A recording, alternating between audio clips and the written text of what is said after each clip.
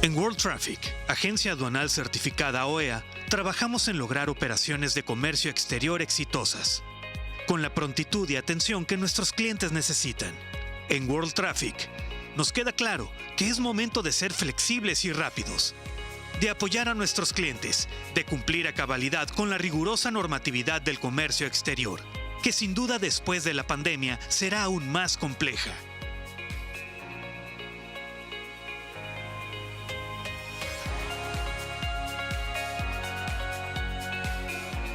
En World Traffic, tenemos el conocimiento y la capacidad logística para acompañarte durante todo el trayecto. Eres nuestra prioridad.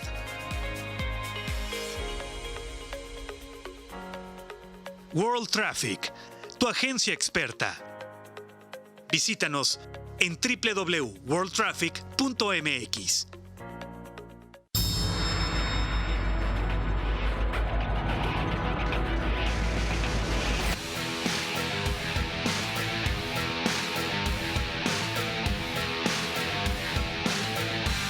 Hecho en Baja, un programa sobre lo que sucede en la industria de la región y el mundo, conducido por Enrique García Guerrero, experto en comercio exterior, y la colaboración de Jorge Vázquez, Marco Nájera y Mario Soto, con nuevas secciones e invitados que tocarán temas económicos y experiencias que contribuyan en consolidar esta gran región. Hecho en Baja, todos los domingos a las 7 de la noche por su canal 66. Hecho en Baja, sigamos adelante.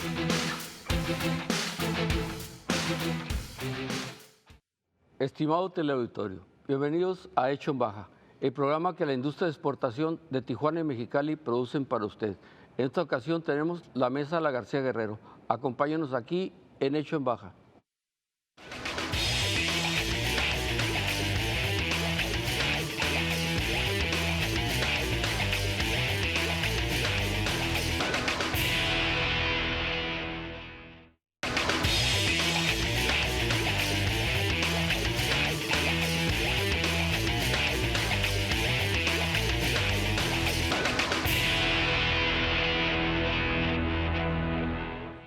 Estamos en la mesa La García Guerrero.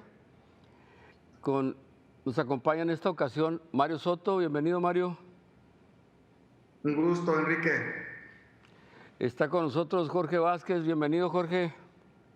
¿Qué tal, Enrique? Buenas tardes. De invitado tenemos a Mario Gandarillas. Él es consultor de empresas familiares. Entiendo que es español. Bienvenido, Mario. Un honor.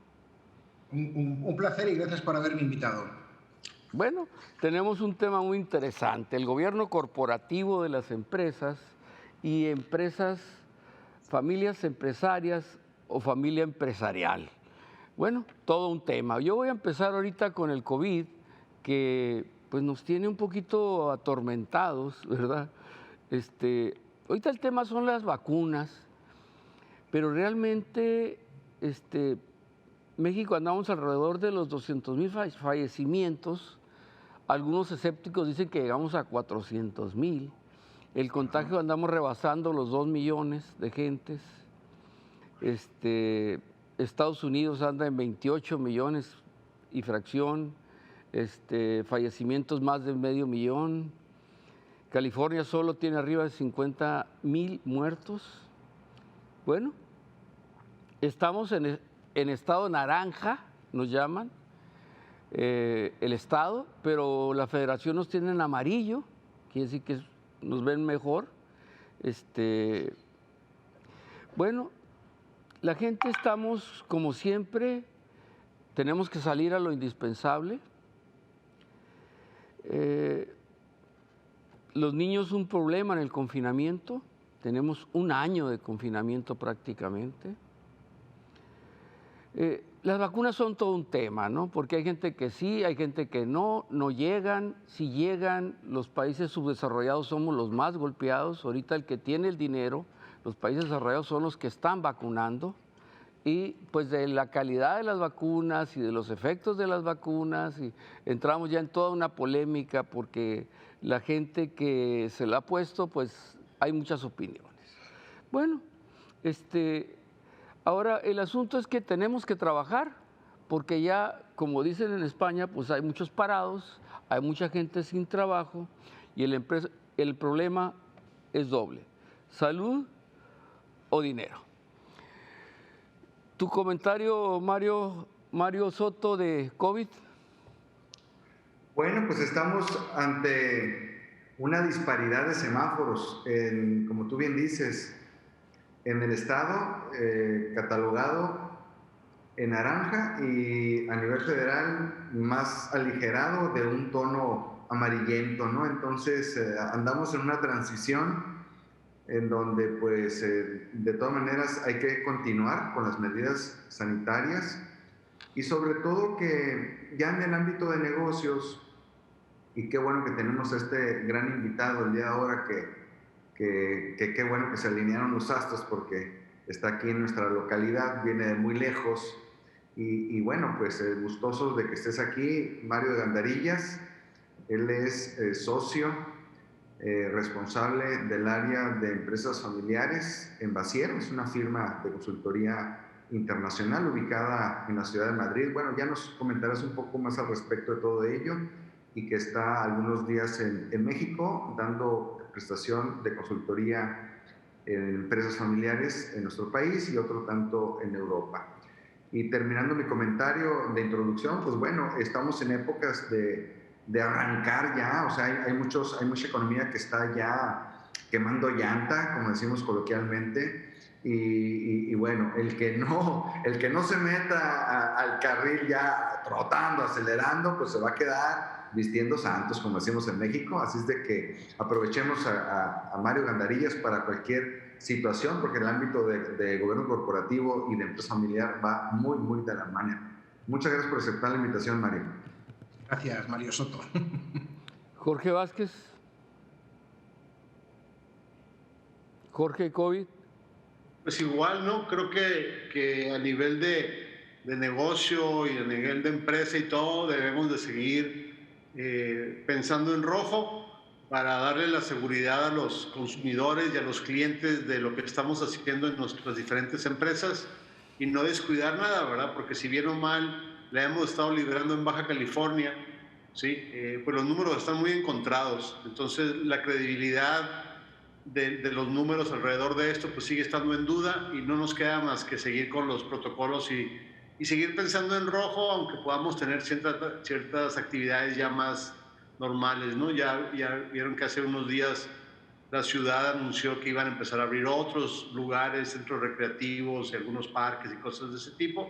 Entonces yo digo, pensemos en rojo y actuemos en el color que querramos, pero sin perder de vista el color rojo, ¿no? En función de nosotros y de los mismos clientes, ¿no? Mario de Gandarillas, ¿cómo anda el COVID por allá en España? Platícanos, con las empresas y con la producción, estas cosas. Bueno, yo creo que el tema del COVID le ha golpeado a todo el mundo de una forma muy significativa.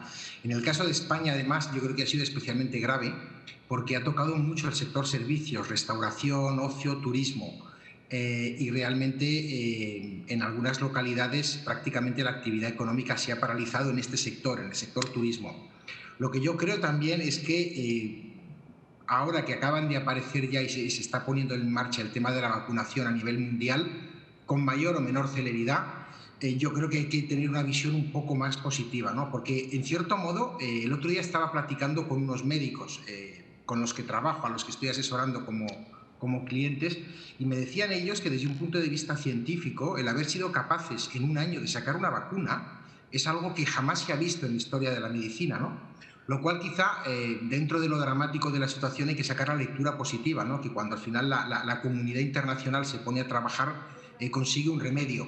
Es cierto que el proceso de vacunación va a ser muy lento y que no todo el mundo está teniendo acceso en condiciones igualitarias a la vacuna, pero en teoría, según me comentaban estos doctores, debemos ver que en el plazo de un año, pues prácticamente la mitad de las poblaciones, digamos, en el primero y en el segundo mundo deberían estar vacunadas y esto va a tener un efecto, esperemos, positivo en la recuperación económica. Pero en España nos ha golpeado durísimo, nos ha golpeado durísimo, y llevamos ya 3 picos, o sea, es decir, llevamos 3 olas de contagios, con apertura y clausura de la economía, o sea que ha sido muy duro. Sí es. Me quedo contigo, Mario, porque vamos a platicar de algo que pareciera muy light, muy ligero, dijéramos aquí, el consejo de las empresas, el consejo consultivo, el consejo empresarial, el consejo directivo.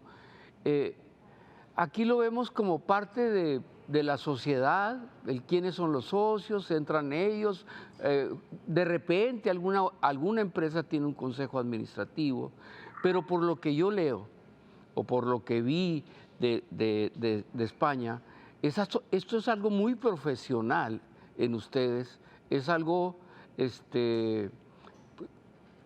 prácticamente se preparan para ser consejeros, es decir, empiezan desde estudiando para poder llegar a ser un consejero de una empresa.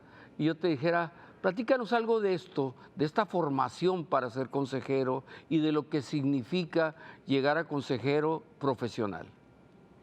Bueno, lo primero que yo creo que hay que matizar es que hay que romper algunos mitos. Es decir, cuando estamos hablando de gobierno corporativo y de consejo de administración en empresas familiares enormes de primera generación, son pocas las que funcionan con una junta de consejo de administración. Podemos encontrarnos con que hay un fundador que puede tener un comité consultivo o un comité de expertos o personas de su confianza que le van asesorando en temas, pero al final él es el dueño del 100% del capital y es el que toma las decisiones. Sin embargo, cuando empezamos a pensar en empresas de segunda o de tercera generación, ya sea una empresa de hermanos o una empresa de primos, sí cobra mucha importancia todo el tema de los consejos, del gobierno corporativo. En cada país se llama de una manera distinta. Pero lo que sí que es cierto es que cada vez más hay una tendencia no solamente a armar un consejo de administración, sino a preguntarse para qué queremos el consejo de administración y a partir de aquí, quiénes de los representantes de los socios deberían estar.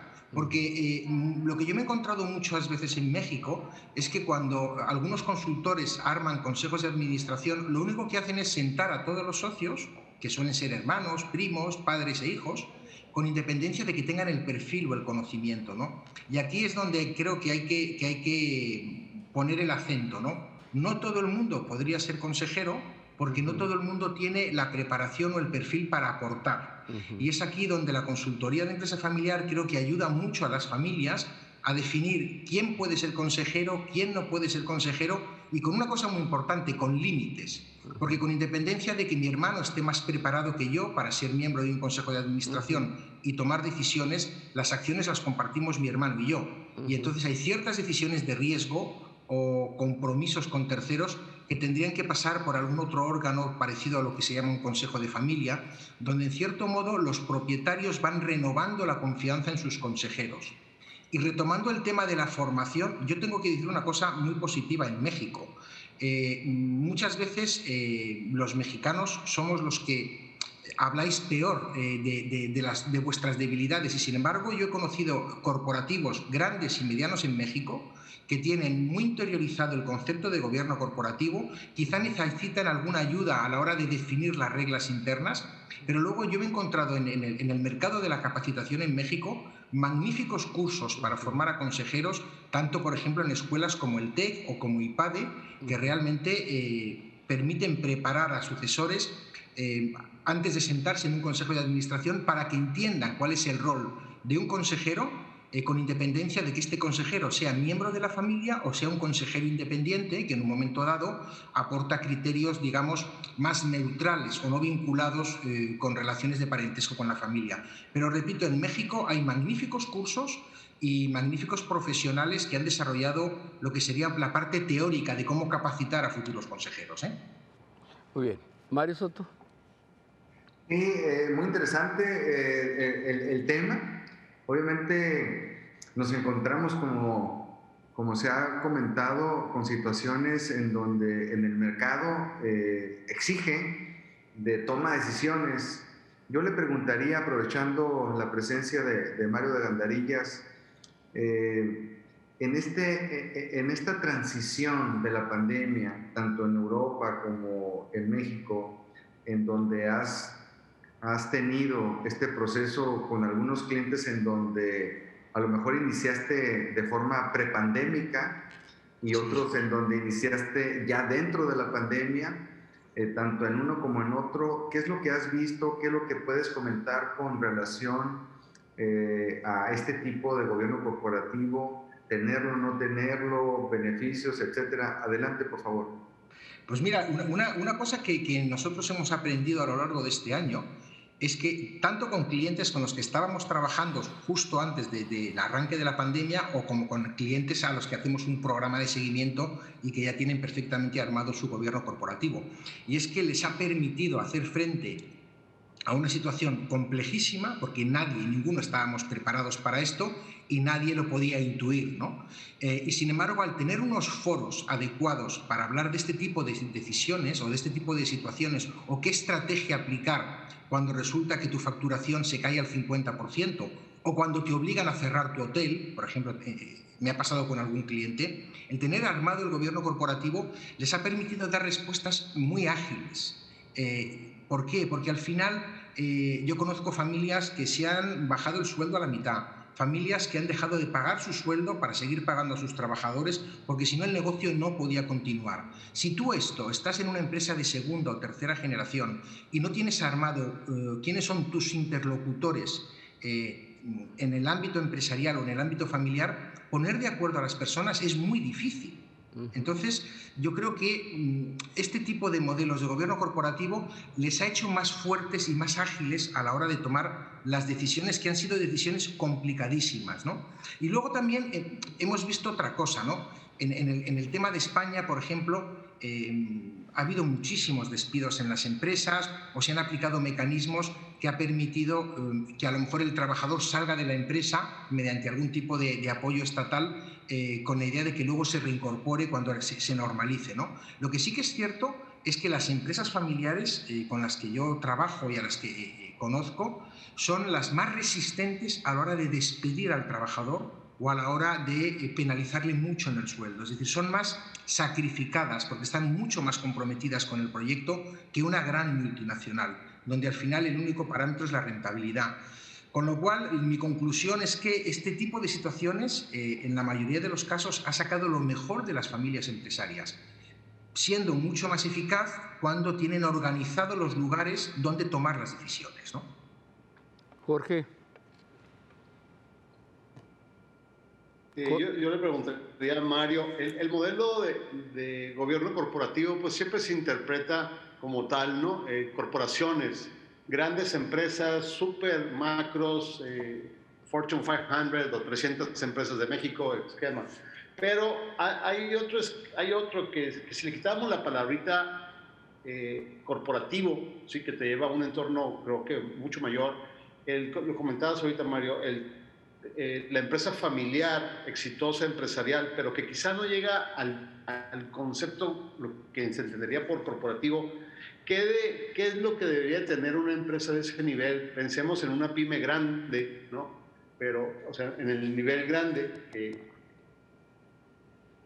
que podamos atraer, porque quizá de estructura no haya tanto, y que podamos rescatar en ese sentido de la empresa familiar orientada, ¿no? Ahorita decías, subir a la familia, porque pues todos deben de caber en el consejo, y te das cuenta que no hay la capacidad en algunos de los consejeros para estar ahí, pero como es el hijo o el sobrino o el primo o el hermano, pues tiene que estar. Entonces, en empresas grandes me queda muy claro que son decisiones corporativas y es fácil remover o poner o no aceptar. Pero en empresas donde el corazón familiar está más cerca, ¿qué les pudiéramos recomendar en ese sentido, no?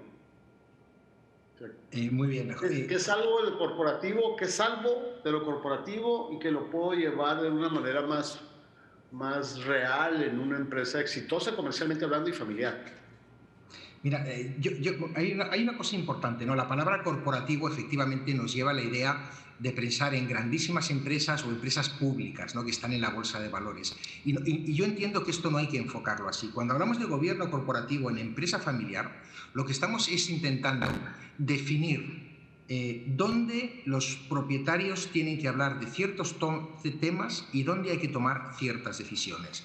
A partir de una segunda o una tercera generación, imaginémonos una empresa de tercera generación donde puede haber entre 15 y 20 socios que son los nietos del fundador, ¿no? Y estamos hablando hay muchísimas empresas en esta situación en México.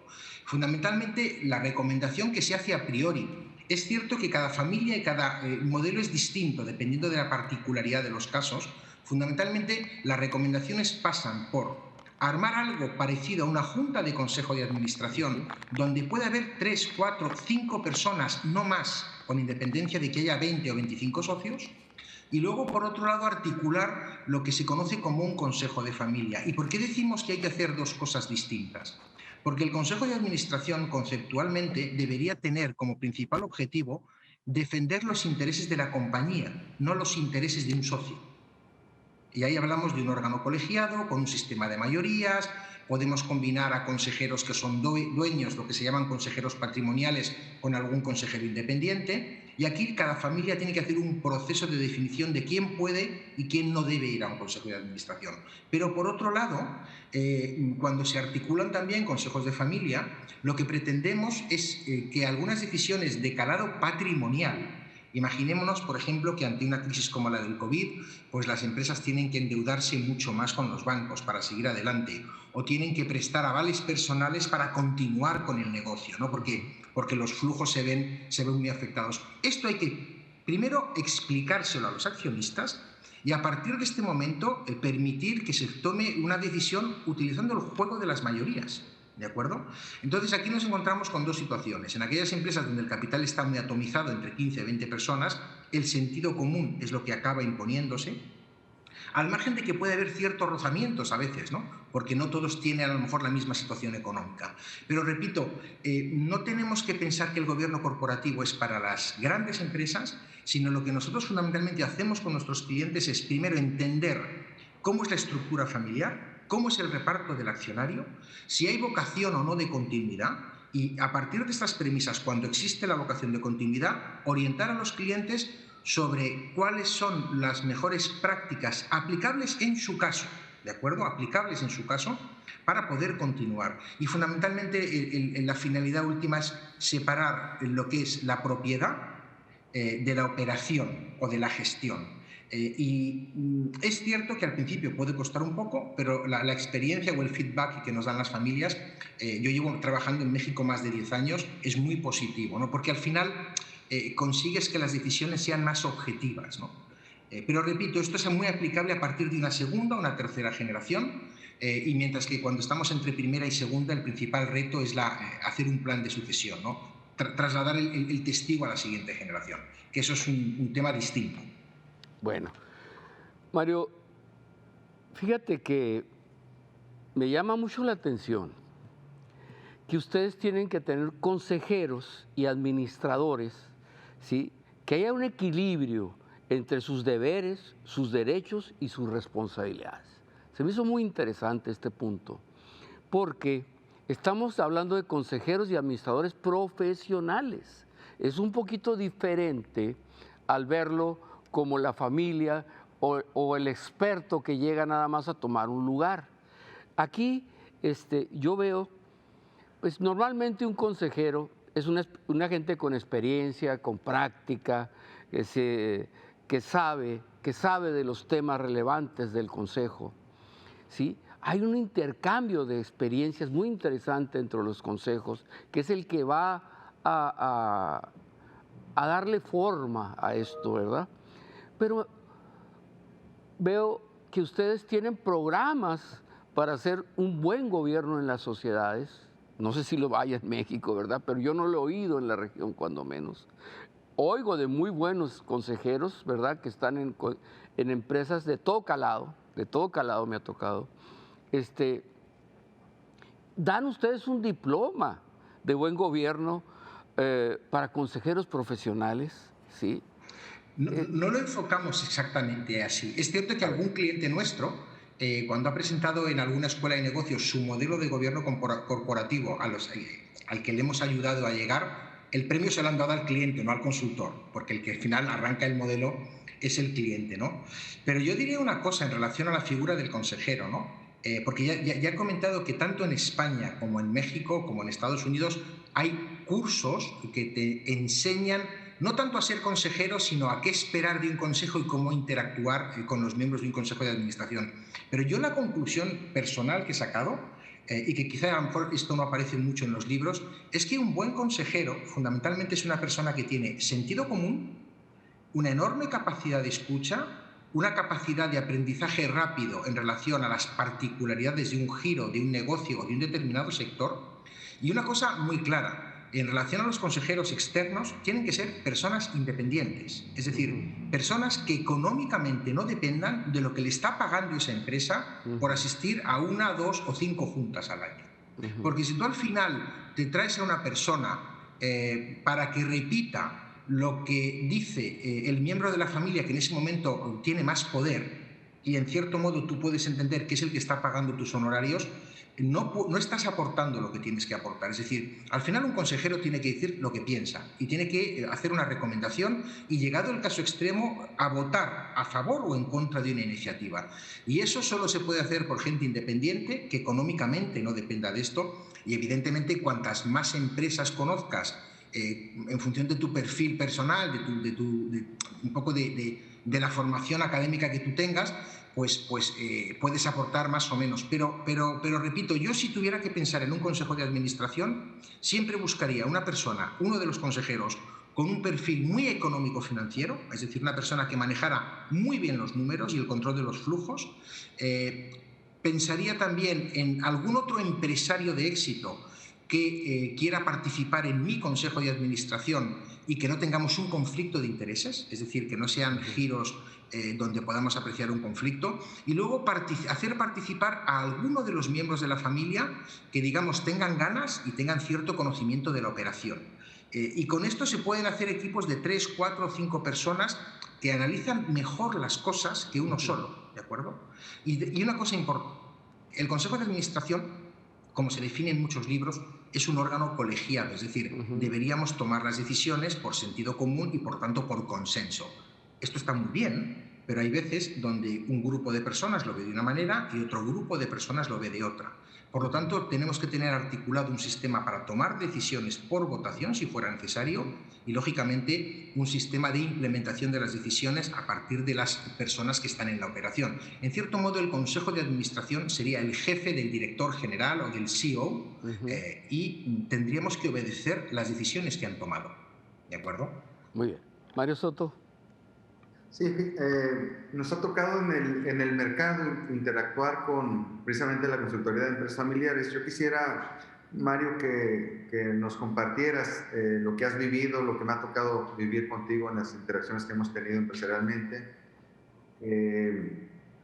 La diferencia, independientemente del tamaño de empresas, porque de repente nos encontramos con situaciones en donde uno imaginaría que una empresa o grupo familiar pues debiese tener ya un gobierno corporativo montado en sus decisiones, y la diferencia que hay en donde en tu experiencia te has enfrentado en situaciones en donde evidentemente tener bien estructurado un gobierno corporativo seguramente garantizaría la transición del patrimonio, la operatividad y rentabilidad del grupo empresarial y, sobre todo, quiénes y cuándo se involucran en el mismo. Que nos comentes, por favor, esas grandes diferencias que pueden marcar la pauta de continuidad tanto de la empresa como de la familia, independientemente del tamaño, por no contar con un gobierno corporativo.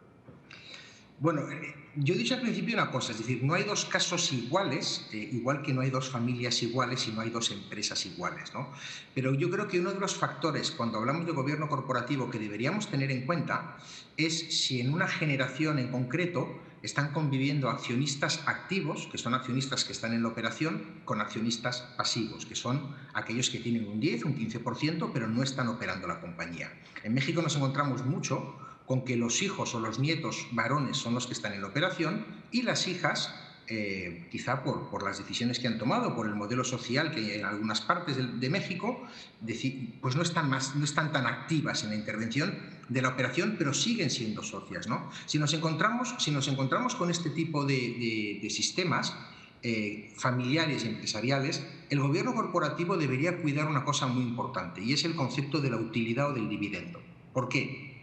Porque si yo heredo de mi papá o de mi abuelo el 10% de una compañía, no trabajo en ella y no recibo nada a final de año, me puedo hacer ciertas preguntas cuando veo que mis hermanos o mis primos tienen unos buenos sueldos, unos buenos carros y una serie de prestaciones que justificamos porque están trabajando. Entonces, si nos encontramos con un modelo de empresa donde conviven accionistas activos y accionistas pasivos, el gobierno corporativo y a través del Consejo de Administración debería defender el concepto de la utilidad. Es cierto que mucha gente te dice, no quiero repartir utilidades porque no quiero debilitar los flujos de la empresa y porque fiscalmente me penaliza.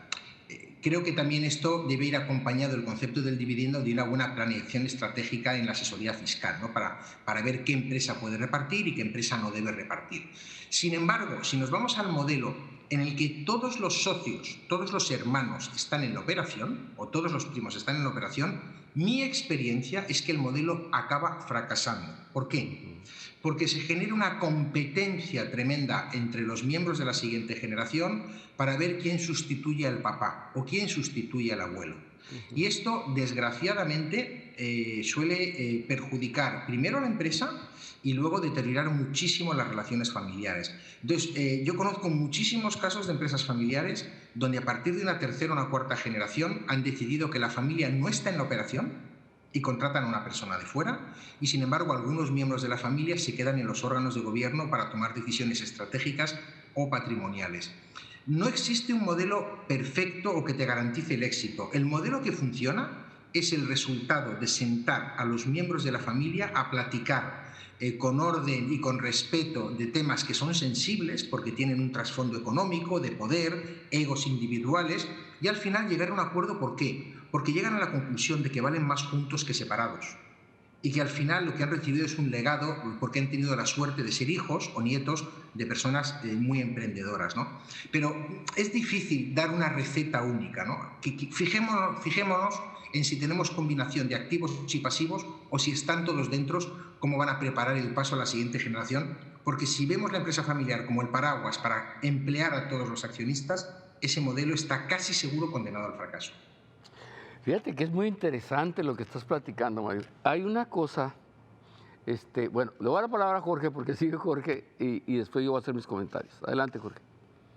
Pues básicamente eso también me ha tocado experimentarlo, ¿no? El cómo el consejo en sí, cuando es familiar, la descalificación, podemos decirlo así, por el mismo enramado del corporativo o de la empresa, atrofia la operación, ¿no? Atrofia la operación y me ha tocado llegar al tema de la descalificación, de lo que se ha hecho anteriormente no ha servido para mucho o que los nuevos tiempos que se viven requieren de no tomar en cuenta lo que fructificó y lo que tuvo éxito para llegar a estar en donde están. Entonces, esa cuestión generacional, me toca verlo, tengo clientes del transporte en donde el señor fundador pues hizo una gran flotilla y ahorita está en tercera generación y la tercera generación pues ya no tomó en cuenta muchas de las condiciones originales simple y sencillamente por la diferencia generacional. Entonces, esa diferencia generacional, en tu experiencia, ¿qué tan sana es toparla? O sea, decir, bueno, pues no puede haber una disparidad generacional de 20 años, de 30 años de diferencia entre los consejeros porque va a darle al traste, o viceversa. Es muy importante que eso suceda. ¿Cuál sería tu idea al respecto? Yo creo que esto influye más en función de que estemos en un tipo de giro o en otro tipo de giros. Yo, desde luego, siempre que empiezo a trabajar con un cliente, le dedico un tiempo a conocer la historia de esa familia empresaria, ¿no? Porque es importante saber de dónde venimos, ¿no? Si estamos hablando con unos nietos o con unos hijos, pues quizá a lo mejor el papá ya no está vivo, ¿no? Y tenemos a 4 hermanos, cada uno con el 25%. Nos interesa mucho conocer la historia, ¿por qué? Porque en casi todos los casos la familia empezó fabricando o vendiendo un producto y ahora están haciendo cosas muy distintas o han diversificado y se han metido en bienes raíces, en hotelerías, en otro tipo de negocios, ¿no? Entonces tienen como la actividad tradicional y la nueva actividad. Cuando tú trabajas el tema un poco de la historia de una familia empresaria, intentamos también identificar con ellos qué les hizo tomar la decisión, por ejemplo, para cambiar de giro o para introducir un giro nuevo, ¿no? Y esto casi siempre viene de la mano, si es en primera generación del fundador, que es muy emprendedor, y si ya estamos hablando de una empresa que está en segunda, en tercera o en cuarta generación, es porque alguien vio la oportunidad, ¿no?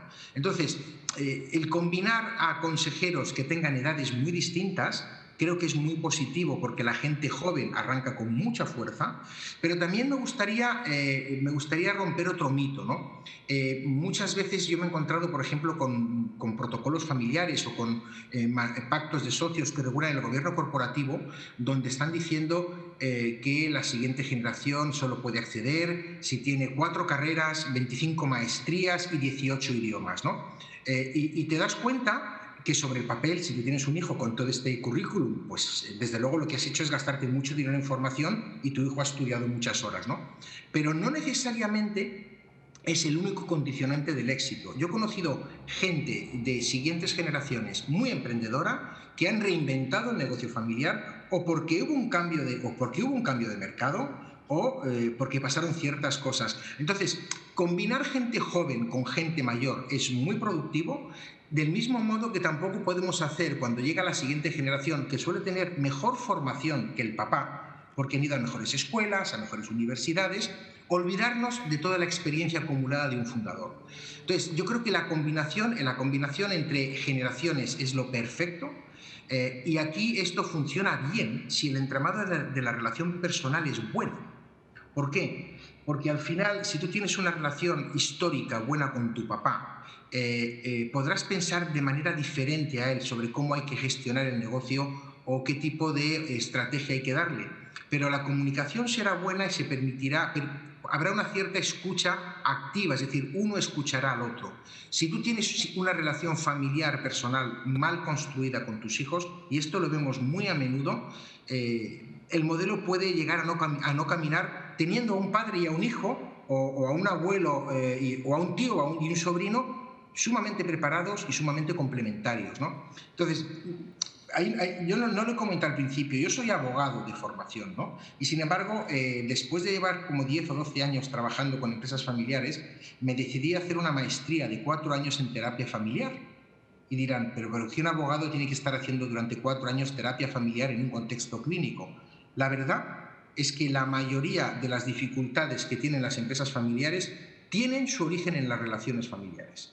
Una familia que tiene un entramado de relaciones bueno se enfrenta mucho mejor a decisiones difíciles en un contexto de COVID o en un contexto de crisis financiera. Una familia donde las relaciones personales están deterioradas o la comunicación no es buena, no tiene la capacidad de sentarse a hablar y por lo tanto tomar decisiones. Entonces yo creo que la clave está en, por supuesto, que hay que atender las necesidades de la empresa, y el gobierno corporativo está pensado para que la empresa funcione mejor. Pero al final lo que hay detrás de estos órganos son personas que tienen vínculos de parentesco y que saben perfectamente, como dicen ustedes en México, dónde meter el dedito para provocar. Porque al final tú a tu hermano lo conoces maravillosamente y tú sabes lo que le puede venir bien o lo que le puede hacer saltar y en un momento dado perder la razón y no poder defender su posición, ¿no? Entonces yo creo que hay que combinar muy bien la parte de relaciones personales, y si hay algo que mejorar, se puede mejorar, evidentemente, en estos procesos de consultoría. Nosotros siempre vamos también de la mano de algún profesional vinculado al mundo de la psicología cuando es necesario, ¿no? Porque si las personas no se entienden, el mejor modelo de gobierno corporativo va a fracasar. Esto es un poco la síntesis, ¿no? Ahora, cambia un poco, Mario, o cambia mucho, porque la pandemia ha cambiado. El que era muy rico y las empresas que eran muy importantes ya no son tan importantes, ¿me entiendes? Ahora, ¿qué vemos nosotros en un espectro en México? Yo te voy a decir, vemos grandes corporativos que eran grandes empresas, hoteles, te menciono, cadenas internacionales, que están prácticamente en el fracaso y que son, pues pueden venir de las familias Hilton, de las familias Rockefeller, de los Holiday, pareciera que nunca iban a tronar, tronaron. Los que tienen ahorita y no tronaron, digamos, tienen el capital, tienen las fórmulas, ¿me entiendes? Pero existen en todos estos lugares, siempre hay parte de la familia en el consejo, ¿me entiendes? O sea grande, sea chica, o sea del tamaño que sea, siempre va a haber familiares. Entonces, los vamos a ver. ¿Qué encontramos en México ahorita? Encontramos, pues también todo lo que son aviones con problemas serios. Han tratado de buscar la carga, han tratado de buscar alguna fórmula de sacar esto, pero está difícil. La gente no se quiere mover. Pero sí tenemos la electrónica que cambia esto. El consejo se tiene que juntar electrónicamente y cambian la dimensión, como cambiaron la dimensión de todos estos programas, porque ya es aquel contacto personal que es tan importante, María, en un consejo, se pierde. ¿Por qué se pierde? Porque somos objetivos y somos realistas. ¿Y qué está sucediendo ahorita?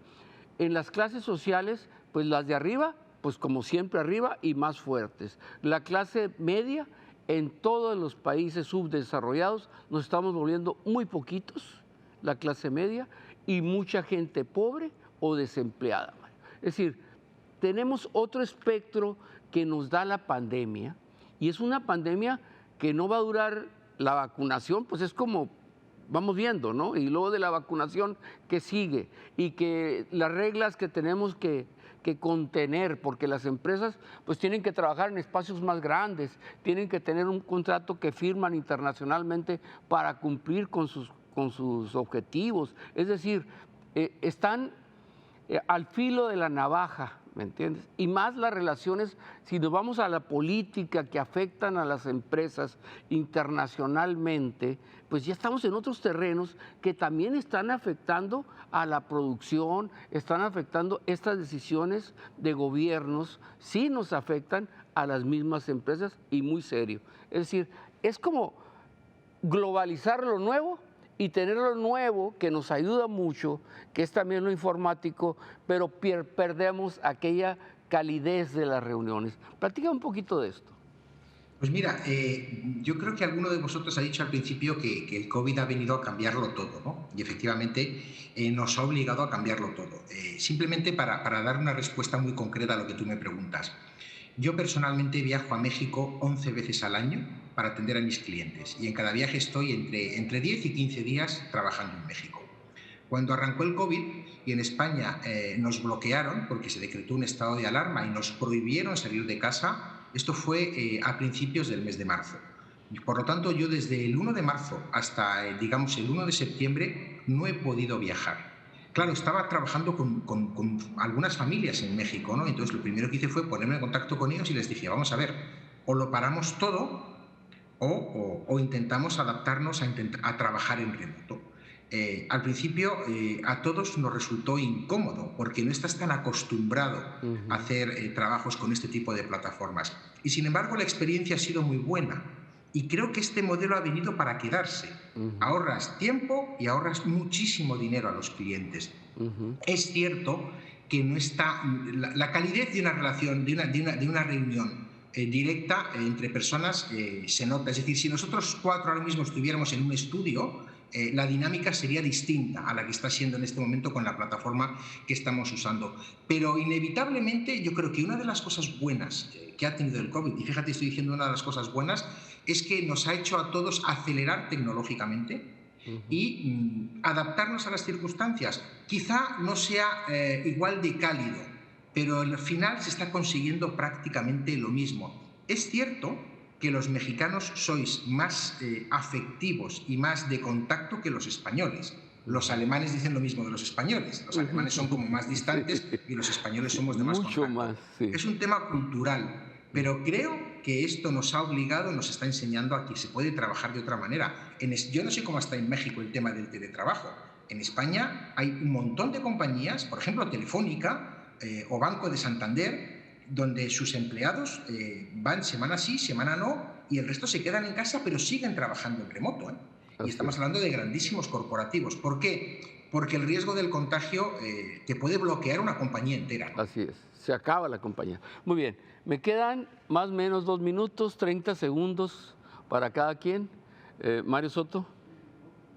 Sí, recomendar el uso del gobierno corporativo entrelazado con todas las vertientes que existen en la consultoría de empresas familiares. Tenemos aquí a un gran experto en Mexicali ahorita, y sobre todo con la posibilidad, y yo lo quiero enganchar y comprometer para que acepte otra invitación aprovechando esta plataforma, o en alguna ocasión que sea en Mexicali, que ya tengamos un semáforo más aperturado. Muchas gracias por tu colaboración, Mario de Gandarillas, aquí en tu programa Hecho en Baja. Jorge. Igualmente, darle las gracias a Mario. Creo que nos ha enriquecido mucho esta información en entenderle muy bien que hay mucho que hacer a nivel de sucesión y de trabajo en estructurar hacia adentro, y nosotros, ¿no?, que somos, como dicen, más familiares, más afectivos, y que dejamos muchas veces que el corazón mande las decisiones.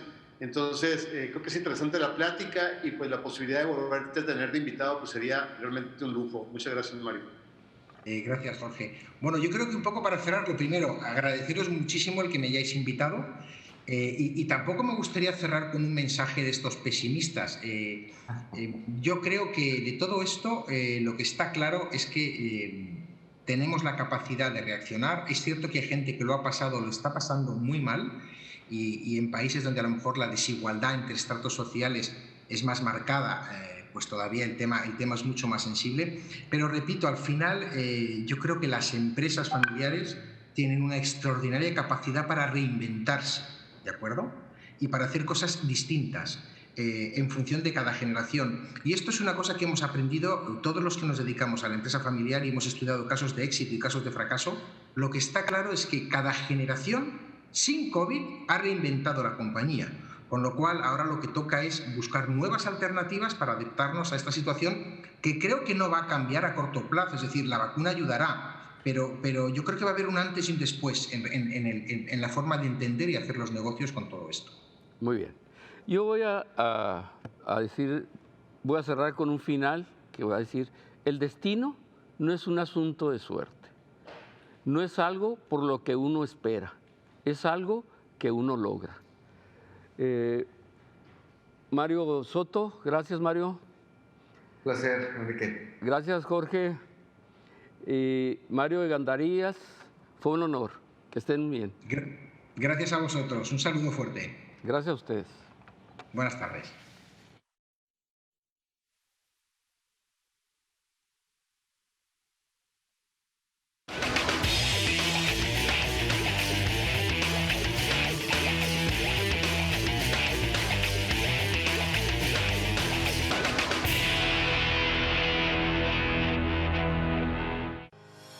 En World Traffic, agencia aduanal certificada OEA, trabajamos en lograr operaciones de comercio exterior exitosas, con la prontitud y atención que nuestros clientes necesitan.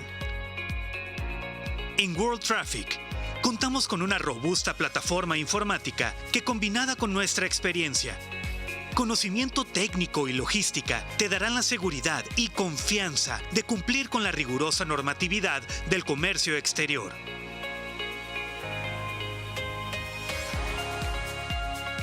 En World Traffic, queremos acompañarte durante todo el trayecto. En World Traffic, tu confianza es nuestra prioridad. World Traffic, tu agencia experta. Visítanos en www.worldtraffic.mx.